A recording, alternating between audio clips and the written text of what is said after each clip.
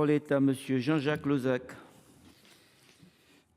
Monsieur le Président, Madame la Ministre, mes chers collègues, la population creusoise a brutalement pris connaissance par voie de presse le 9 janvier dernier de la décision de SNCF Réseau Nouvelle-Aquitaine de stopper toute circulation à compter d'août 2025 sur la ligne de TER, train express régional reliant Guéret à Felletin. Cette annonce de fermeture ne fut précédée d'aucune information ou concertation préalable avec les acteurs publics et privés du département de la Creuse. Elle révèle un manque patent d'anticipation du gestionnaire et survient après d'autres décisions analogues. Je pense à la ligne Ussel-Montluçon desservant jusqu'en 2008 toute la partie est du département. La mort programmée de cette ligne de désenclavement reliant la ville-préfecture Guéret à la ville sous-préfecture Aubusson est désastreuse en matière de services à la population, de développement économique, d'attractivité territoriale, d'accès touristique, d'image, de contribution à une politique de formation professionnelle. Exemple, le lycée agricole d'Ain, le lycée des métiers du bâtiment de Felletin, la formation aux métiers d'art au sein de la Cité internationale de la tapisserie d'Aubusson. Elle alimente le sentiment d'abandon déjà très vif dans nos ruralités. Elle fragilise toute une chaîne de mobilité, en l'occurrence 5 gares, l'accès à la ligne POLT, Paris-Orléans-Limoges-Toulouse, principale ligne radiale du réseau ferroviaire français, l'accès à la gare de Limoges et donc à Bordeaux, capitale régionale. Les besoins en régénération de la voie sont urgents et indispensables à la sécurisation de la circulation et à la pérennisation de la ligne.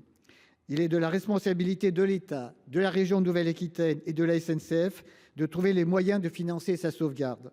Le succès remporté par la pétition « Touche pas à ma petite ligne », recueillant près de 25 000 signatures, traduit le profond attachement des élus et de la population locale à cette desserte du territoire, confirme la nécessité de préserver le ferroviaire, mobilité la plus décarbonée et adaptée à la lutte contre le réchauffement climatique.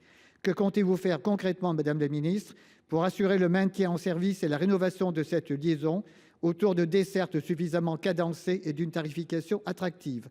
Quelle garantie êtes-vous en mesure d'apporter pour mettre un terme à cette fracture ferroviaire qui éprouve mon département? Merci. Madame la Ministre. Merci, Monsieur le Président, Monsieur le Sénateur Jean-Jacques Lozach.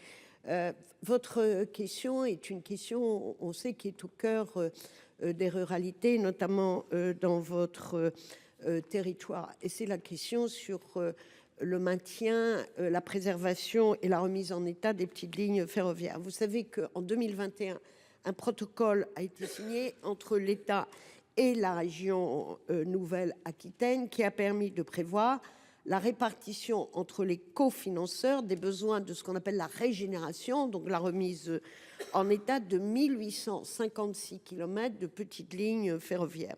Il en ressort que la régénération de la ligne Guéret-Felletin est à la charge du Conseil régional de Nouvelle-Aquitaine. Les études conduites dans le cadre du contrat de plan État-région 2023-2027 ont permis d'identifier un besoin de travaux d'urgence entre 50 et 80 millions d'euros pour assurer la poursuite des circulations en toute sécurité. Dans ce contexte, le gouvernement et plus particulièrement Philippe Tabarot, le ministre qui vous demande de l'excuser aujourd'hui, souhaite que soient explorées toutes les solutions de mobilité envisageables pour maintenir cette liaison essentielle pour les habitants de la Creuse en concertation avec l'ensemble des acteurs concernés. La réflexion sur l'avenir de cette ligne a été inscrite au deuxième plan particulier pour la Creuse, comme vous le savez, monsieur le sénateur, dont la signature ne saurait tarder conformément à la volonté du ministre François Rebsamen, les crédits annoncés étant disponibles, et le ministre François Rebsamen vous propose de le rencontrer avec, si vous le souhaitez, des élus creusois. Je vous remercie, monsieur le sénateur. La parole est à Monsieur Michel Massé.